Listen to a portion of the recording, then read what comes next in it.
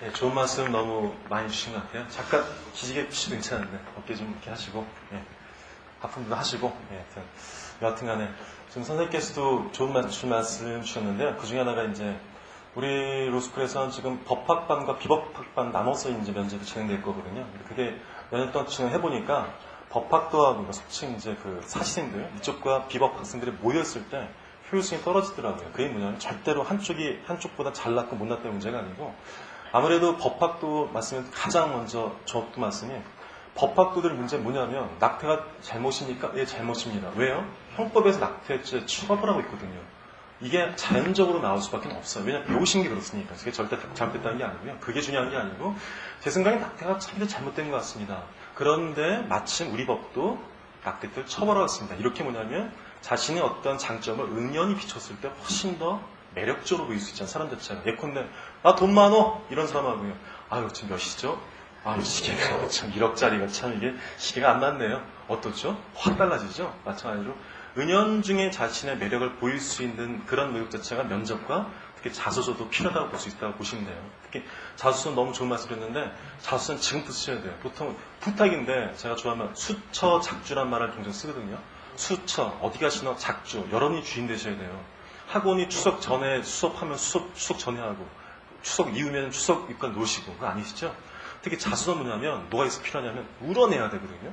잔뜩 속에 응어리들을 막 끌어내시려면 처음에 그냥 1, 2주가 되지 않고요. 처음엔 더 나와서 힌트를 드리자면 500字, 600字쓰시면 안 되고요. 처음에는 양에 관계없이 무조건 다 토해내세요. 예컨대 뭐냐면 여기에 오게 된 동기는 그런 순간 뭐냐면 동기를 정말 처음부터 7살 때 기억을 꺼내셔도 괜찮아요. 7살 때 내가 맞았다. 걔를 이기기 위해서 법을 공부하더라 하셔도 괜찮고 끝집어내고 막 배워내시면 비로소 그 진액이 나오거든요. 따라서 글은요. 몸과 마음이 일치돼서 나오는 거지 그냥 글장난 친다고 나오는 그건 절대로 뭐냐면 사람을 감동시키고 설득시킬 수 없는 것 같아요. 따라서 너무 좋은 말씀 주셨으니까 그 법학도랑 비법도 나눈 취지 정리하시고 특히 법학도 분들 부탁인데 저걸 법 가지고 법이 있거든요. 이런 식의 태도는 절대 왜냐하면 우리가 대할 상대는 법학 고수들이에요. 뭐라고? 너는 법 가지고 나 논다는 얘기지. 안 돼요. 의외로 뭐냐면 슬쩍 그거든지 보여줄 수 있다. 저 교수님 저 공부 좀 했습니다. 이렇게 좀 보여주면 좋겠다까지 말씀드리고 올게요. 여하튼 좋은 말씀 주셨고 어떤 면접하고 말씀 주신 자소서는 지금부터 하고 오라는 얘기 말씀 아니에요. 이런 친구들끼리 교단하더라도 어떻게 지금부터 자꾸만 쓰시고 처음엔 뭐라고요? 분량 정하지 마시고 쭉쭉 쓰세요. 그런 다음에 그 상태에서 줄여서 압축하는 것 같은 거 거쳐야 되거든요. 왜냐하면 어떤 분은 A 판단 써도 할 말이 없는 분이 있어요. 뭘 써도 건져질 말 자체가. 왜 그냥 주제를 쓰시거든요. 근데 그게 글이란 게 응축되면요. 길어서 뭐냐면 형용사 부사가 없는 말이 돼요. 정말 딱딱 들어가는 말 자체가. 그거 위해서 뭐냐면 우선 늘리는 게 먼저예요. 줄이는 게 먼저가 아니고 늘린다는 줄이는 거예요. 말과 글은요. 따라서 그렇게 정리하시면 될 것 같아요. 여하튼 너무나 좋은 말씀 드렸고요. 이제 마지막 이제 한 분 강사님 소개 말씀드리도록 하겠습니다. 잠깐 보이시겠죠? 네, 저희가 항상 저희 이제 같은 선생님이 저희 친구인 분인데요. 박승준 선생인데 정말 강사님이십니다. 낮에는 강사하시고 밤에는 조직에 있어야 하시는 분이 절대 아니고요. 평상시에도 순수한 마음을 가지고 계신 분이시죠. 예. 여하튼 대학에서 철학을 공부하셨고 윤리학을 전공하셨어요. 박사까지 윤리학하셨고 영국에서 공부하셨고 그래서 이제 여기서 저랑 같이 공부하시게 됐는데 아무래도 법과 도덕의 문제가 우리의 주요 섹터잖아요. 따라서 뭐냐면 윤리적, 도덕적 문제를 많이 도움 주신 분이라고 생각합니다. 예, 소개하겠습니다. 박승준 선생입니다. 박수 한번 주시죠. 네.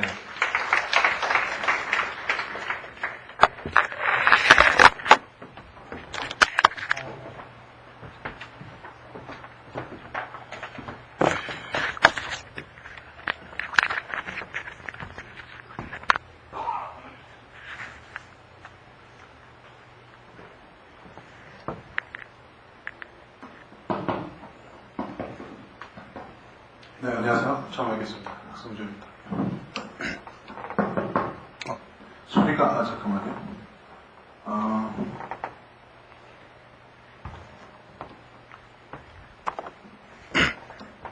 네, 그럼 지금까지 많은 강사님들이 좋은 설명 많이 해주셨고요. 글쎄요, 시간이 많이 됐습니다. 그래서 짧게 핵심만 말씀드리고, 여러분들이 이제 그 또 뒤에 남아있는 좋은 시간들 마무리할 수 있도록 해드리겠습니다. 오랜만에 잘 계셨는지. 네. 자, 좋습니다. 그러면 오늘 혹시 제 자료를 따로 이제 그 윤리적 딜레마에 관한 자료를 뒤에 이제 배부를 했었는데 못 받으신 분들은 혹시 못 받으셨나요? 저 뒤에 있는데 혹시 있으면은 뒷자리에 배치된다면 좀 다른 분이 주실 수 있을 것 같기도 하고요. 네. 간략하게 정리만 해드리겠습니다.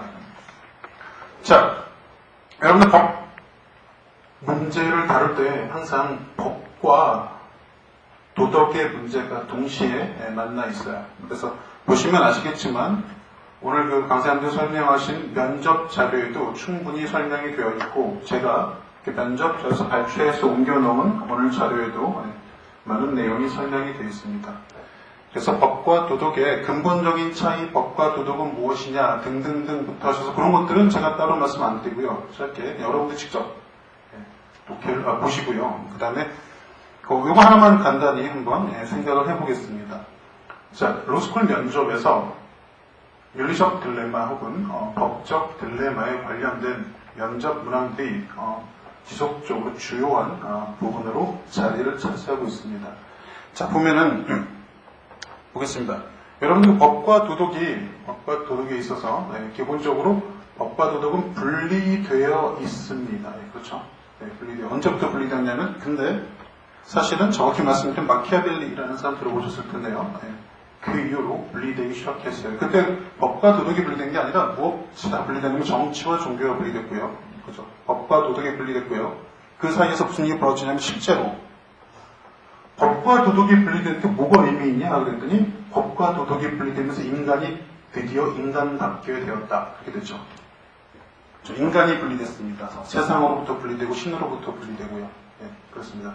그래서 법과 도덕의 분리의 의미는 그렇게 생각하셔야 됩니다. 근데 도덕을 고려하지 않는, 윤리를 고려하지 않는 법만 왜 따로 독립적으로 존재하느냐?